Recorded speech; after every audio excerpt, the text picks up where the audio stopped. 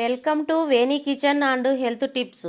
ఈరోజు మనము నువ్వుల లడ్డు ఎలా చేసుకోవాలో చూద్దామా ఫ్రెండ్స్. ప్యాన్ పెట్టుకొని అందులో 1 టేబుల్ స్పూన్ నెయ్యి వేసి, నెయ్యి బాగా కాగిన తర్వాత 2 టేబుల్ స్పూన్ జీడిపప్పు వేసి, జీడిపప్పును బాగా గోల్డెన్ కలర్లోకి వచ్చే వరకు వేయించుకొని పక్కకు తీసి పెట్టుకోవాలి.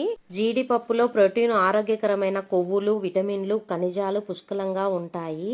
1.5 టేబుల్ స్పూన్ గుమ్మడి గింజలు వేసుకొని నెయ్యిలో వేయించుకోవాలి. గుమ్మడి గింజలు ఆరోగ్యానికి ఎంతో మేలు చేస్తాయి. ఇవి బరువు తగ్గించడంలోనూ బాగా సహాయపడతాయి.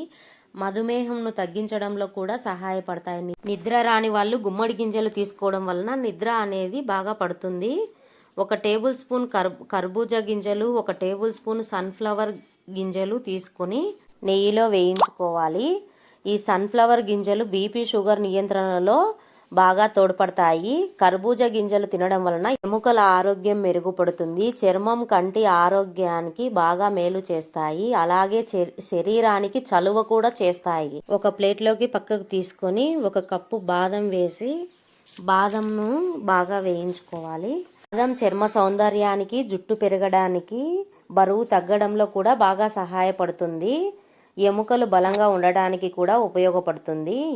దీనిలో ఈ విటమిన్ ఎక్కువగా ఉంటుంది. బాగా ఏగిన తర్వాత తీసుకొని పక్కన పెట్టుకోవాలి. 1/2 కిలో నువ్వులు తీసుకున్నాను. నువ్వులను కూడా దోరగా వేయించుకోవాలి. ఇలా వేయించడం వలన పచ్చివాసన అనేది నువ్వులకు రాకుండా ఉంటుంది. నువ్వులలో కాల్షియం అధికంగా ఉంటుంది. ఎముక బలానికి చాలా మంచిది. పాల కంటే ఎక్కువ నువ్వులలోనే కాల్షియం ఉంటుంది. కాల్షియంతో పాటు మెగ్నీషియం, జింకు మరియు ఇతర పోషకాలు కూడా ఉంటాయి. ఎముకలను బలంగా ఉంచడంలో, ఎముకలకు వ్యాధులను నివారించడంలో బాగా సహాయపడతాయి. ఈ నువ్వులు దంతాలను కూడా బలంగా ఉంచుతాయి. పాలు పడని బాలింతలు ఎవరైనా ఉంటే రోజు 1 నువ్వుల లడ్డు తింటే పాలు పడతాయి. 1/4 కిలో వేరుశెనక్కాయ పప్పులు తీసుకొని వాటిని కూడా వేయించాలి. ఆరోగ్యానికి ఈ శనక్కాయ పప్పులు చాలా మంచిది. గుండె ఆరోగ్యానికి, మెదడు పనితీరుకు బాగా పనిచేస్తుంది. ఎముక బలానికి కూడా మంచిది. రక్తహీనత తగ్గించడంలో ఇవి బాగా సహాయపడతాయి. తర్వాత ఒక ప్లేట్లోకి తీసుకొని ముందుగా వేయించి పెట్టిన డ్రై ఫ్రూట్స్ అన్నీ రోట్లో వేసుకొని దంచుకోవాలి. ఇంట్లో రోలు ఉంది కాబట్టి నేను దంచుతున్నాను. మీకు అవైలబుల్గా లేకుంటే మిక్సీలో అయినా వేసుకొని పొడిలాగా పట్టుకోండి. డ్రై ఫ్రూట్స్ బాగా మెదిగిన తర్వాత 4 వడకలు కొబ్బరి వేసుకొని కొబ్బరి కూడా బాగా మెదిగేంత వరకు దంచుకోవాలి. అది మెత్తగా అవ్వడానికి కొంచెం సమయం పడుతుంది. ఈ లోపల మనము తల్లి బిడ్డ ఆరోగ్యం గురించి కొన్ని టిప్స్ తెలుసుకుందాం. బిడ్డ పుట్టిన గంటలోపే ముర్రుపాలు పట్టించాలి. ముర్రుపాలు తొలి టీకా లాగా బిడ్డకు పనిచేస్తుంది. బిడ్డకు పాలు పట్టడం వల్ల తల్లికి రొమ్ము క్యాన్సర్ రాకుండా, ఇన్ఫెక్షన్ కాకుండా కూడా ఉంటుంది. పొడిని పక్కకు తోడుకొని ఈ శనక్కాయ పప్పులను వేసి శనక్కాయ పప్పులు మెదిగేంత వరకు దంచుకోవాలి. ఈ రోట్లో దంచడం వలన కొంచెం సమయం పడుతుంది. తర్వాత ఆ శనక్కాయ పప్పుల పిండిని పక్కకు తీసుకొని నువ్వులు వేసుకొని నువ్వులను కూడా బాగా దంచుకోవాలి. ఒక 10-15 నిమిషాలు పడుతుంది.